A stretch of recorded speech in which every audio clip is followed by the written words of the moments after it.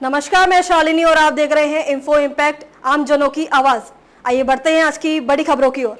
पश्चिम बंगाल में भी बनेगा भव्य राम मंदिर, भाजपा ने किया ऐलान, इस दिन होगा शिलान्यास।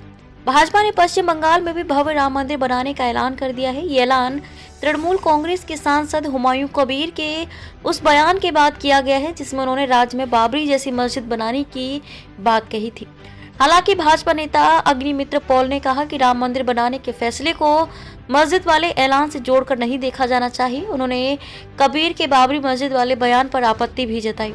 हुमायूं कबीर पर गंभीर आरोप। पॉल ने कहा कि उन्होंने पहले भी हिंदू समुदाय को लेकर कई भड़काने वाले बयान दिए थे, लेकिन उन पर कोई एक्शन नहीं लिया गया। पॉल ने कहा, राम मंदिर मस्जिद के ऐलान के बाद नहीं बनाया जा रहा है। बाबरी मस्जिद भी बन सकती है और राम मंदिर भी बन सकता है। पॉल ने आगे कहा, लेकिन जिस व्यक्ति ने बाबरी मस्जिद बनाने की बात कही है उसने पहले ये भी कहा था कि हिंदुओं का कत्लेआम कर भागीरथी में फेंक दिया जाएगा, लेकिन इसके लिए ना तो उन्हें सजा हुई और ना ही कारण बताओ नोटिस दिया गया। ममता बनर्जी को भी घेरा। उन्होंने ममता बनर्जी पर राजनीतिक लाभ के लिए सांप्रदायिक तनाव बढ़ाने का भी आरोप लगाया। पॉल ने कहा कि इन बयानों के पीछे ममता बनर्जी हैं, वह वोट बैंक के लिए दूसरा बांग्लादेश बनाना चाहते हैं।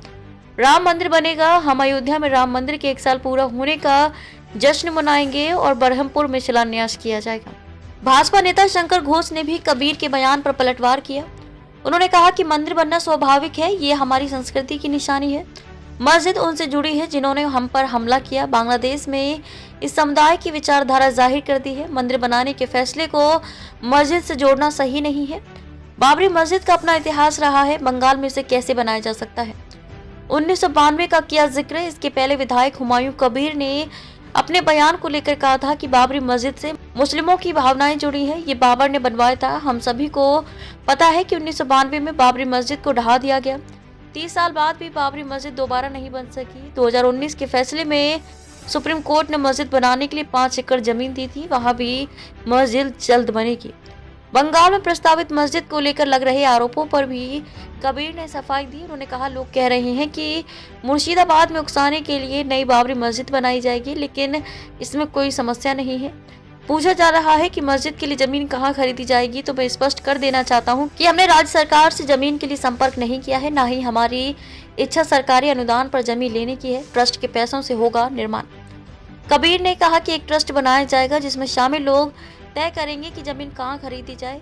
ये ट्रस्ट के पैसों से खरीदी जाएगी। प्रक्रिया में सभी कानूनों का पालन किया जाएगा। यह आस्था का मामला है और किसी को परेशान नहीं होना पड़ेगा।